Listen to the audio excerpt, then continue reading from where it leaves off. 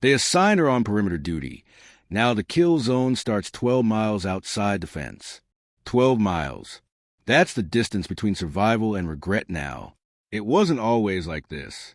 Before she was stationed here, the perimeter was considered safe, even laughable, a joke assignment for rookies, a backwater fence in a war that was slowly going cold. That was before she arrived, before Sergeant Major Leigh Harrow took perimeter duty and quietly turned it into the single most lethal zone in the western quadrant of the interstellar frontier. She didn't ask for it. She never asked for anything, really. Orders came in, she followed, always did. That's how she'd ended up posted on this barren. Windscour Rock, they call Proxima Redoubt 6, a former mining outpost turned strategic base after the war against the YVRE Empire took a turn. No one wanted this assignment. Too remote, too quiet, too insignificant. The real action was light years away near the Polaris sector. But Leigh didn't care for glory. She cared for precision, for preparation, for quiet efficiency and lethal effectiveness. So when her drop pod landed in the base commander, a bloated, bored bureaucrat named Captain Selwyn, waved her off with a joke about babysitting rocks, she nodded, saluted, and got to work. They gave her a crew of misfits and cast-offs. 4 green privates, 1 twitchy tech specialist who'd been demoted for a misunderstood hacking stunt, and 2 veterans with scars deeper than their service files. That was fine. Leigh had never needed the best. She just needed willingness. She'd forged the rest herself. The first thing she did was walk the entire perimeter, in full kit, twice. No drones, no hovers, no shortcuts. 12 miles of cracked sand, rust-colored cliffs, and deceptive nothingness. She took notes the whole way. Vibration patterns, wind drifts, heat signatures. She cataloged the terrain like an artist memorizing a canvas. By the time she finished the second lap, the perimeter was no longer just a fence. It was hers. Then she started the drills. Every day, at dawn, midday, dusk, and midnight, her squad hated her at first, resented her quiet intensity, the way she expected excellence without ever raising her voice. She didn't explain herself. Just trained them until muscle memory replaced hesitation, until reactions were faster than thoughts. Within 3 weeks, the squad could build a remote-controlled minefield blindfolded. They could deploy silent decoys in under 7 seconds. They could set up sensor arrays that would make even a YVRE tech sniper jealous. And more than that, they stopped being individuals. They became a pack. Selwyn didn't notice. Why would he? The only thing he paid attention to was his whiskey stash and his daily reports from orbit. As long as no one was dying and the requisition forms were filled, he left her alone. The enemy noticed, though. The YVR had gone quiet after Cephas Accord, but not all of them accepted the peace. Scattered warbands, rogue generals, and pirate elements kept probing the edges. The perimeter at Proxima Redoubt 6, it looked soft, remote, perfect for an incursion route. A test. The first attempt came on a windless night. A 6-man YVRE raiding team in stealth suits breached at mile marker 3.7. They never made it to 3.6. Leigh had redesigned the seismic grid to detect not just movement, but the subtle kinetic signature of the YVRE's 3-toed gate. The mines didn't detonate immediately. They waited, mapping the enemy's path, transmitting the data silently to a relay drone. When the kill zone collapsed, it did so with mathematical precision. 6 simultaneous detonations. No alarms. No chance to scream. Selwyn chalked it up to random minefield degradation. Leigh said nothing. She expanded the grid. 2 weeks later, a dropship attempted a low-altitude insertion beyond mile marker 11. A foolish oversight by a cocky warlord who assumed radar coverage stopped at 10 miles. Leigh had long since placed mobile signal interceptors, homemade from scavenged comms units and powered by solar rigs disguised as rocks. The dropship signal was intercepted before it even entered the atmosphere. By the time it reached 10.2 miles, it was already locked by 3 repurposed mining lasers mounted on rotating tripods camouflaged under synthetic sand. The ship vaporized midair. This time, Selwyn was forced to acknowledge something was happening. He summoned her to the command tower. You're not authorized to engage hostiles outside the base perimeter. he said, voice slurred with cheap alcohol. "I am authorized to defend this base," she replied calmly. "But you're extending the kill zone." "Yes, to 12 miles. So far." He blinked. "You're going to get us in trouble with Central Command." She stared at him. "Would you prefer I let them breach the fence?"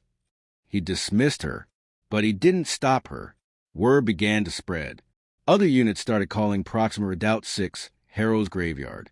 Rumors grew that she could sense enemies before they landed, that she booby-trapped wind patterns, that she had minds which could distinguish between insects and invaders, that even ghosts couldn't cross her fence without permission. Leigh ignored it all. She didn't care for legends. She cared for results. The squad continued to train.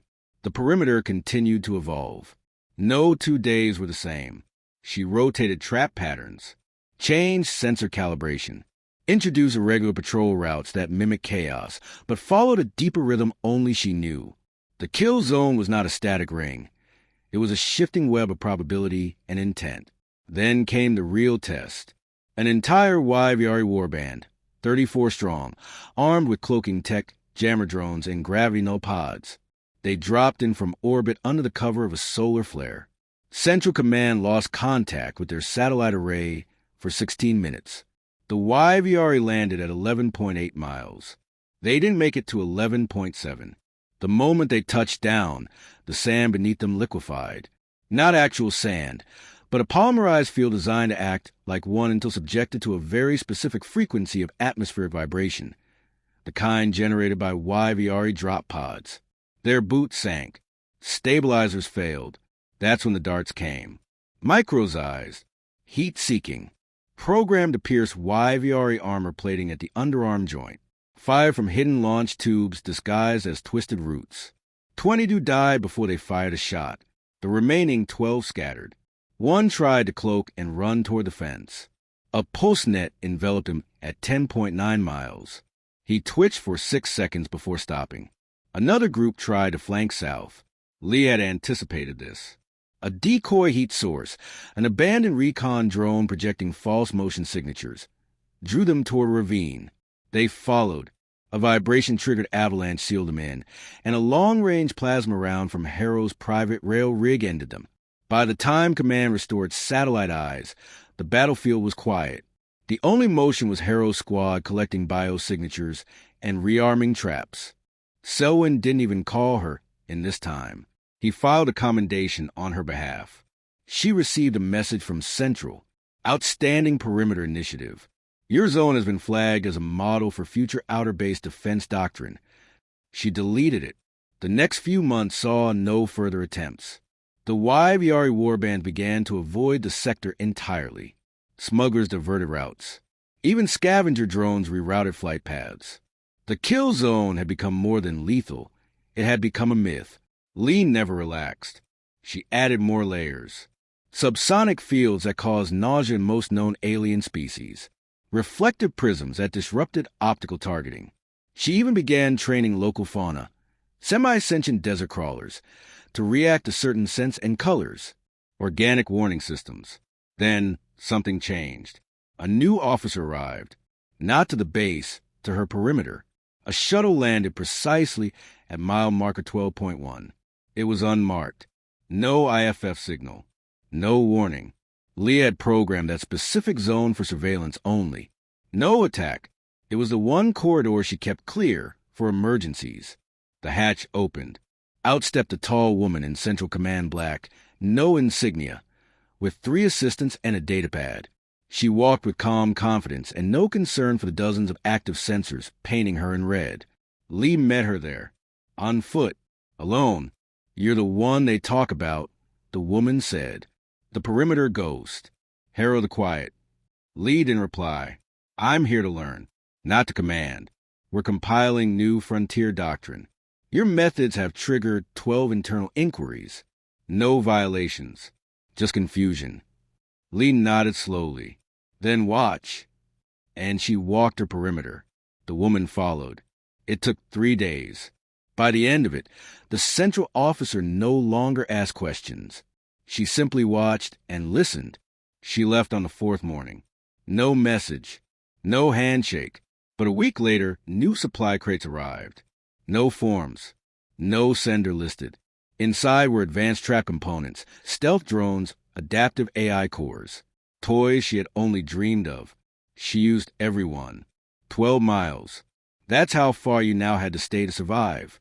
Inside that ring, death was not just possible, it was engineered, sculpted, designed to be silent, swift, and absolute. No alarms, no drama, because that's how Leigh Harrow preferred it. Eventually, Selwyn was rotated out, replaced by a hard-edged colonel who understood exactly what she was. He offered her a command role. She declined. "I don't lead battles," she said. "I end them before they start." And so she remained, watching, training, building.